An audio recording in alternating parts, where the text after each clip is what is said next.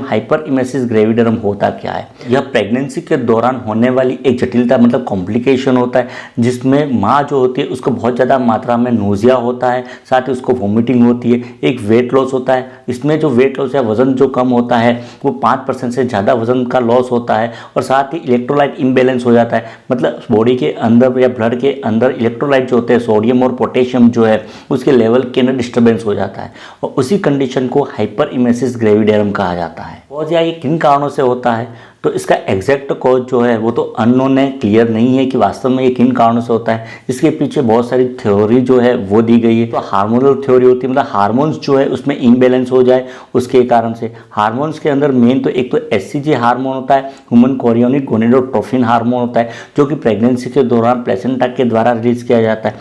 यह हार्मोन जो है उसका लेवल यदि हाई रहता है, बढ़ा हुआ रहता है, तो उसके कारण से भी ये हो सकता है।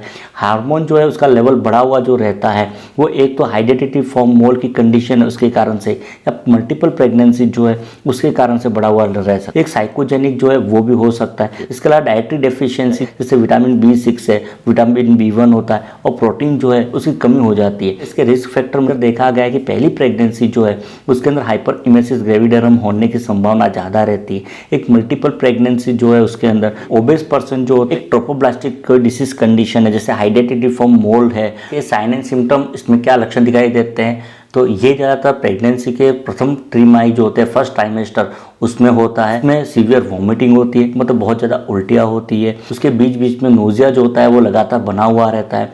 इसमें वॉमिटिंग जो होती है पूरे दिन भर होती रहती है। वॉमिटिंग जो होती है वो डार्क कॉफ़ी कलर की या डार्क कलर की होती है। वॉमिटिंग के साथ साथ वेट लॉस जो है वो भी होता है। इसमें वज़न जो होता है वो 5% या उससे ज़्यादा वज़न का लॉस होता है। एक यूरिन आउटपुट जो होता है वो कम हो जाता है, मतलब ओलिगोयूरिया की कंडीशन होती है।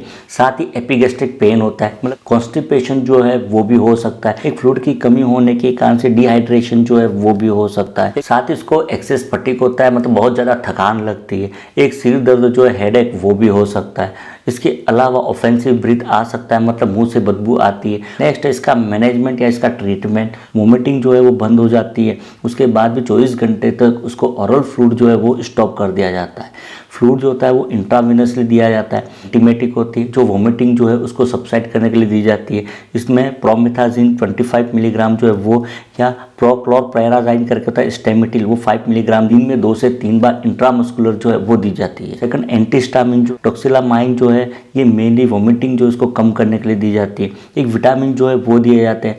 नर्सिंग रिलेटेड वीडियो देखने के लिए चैनल को सब्सक्राइब कीजिए।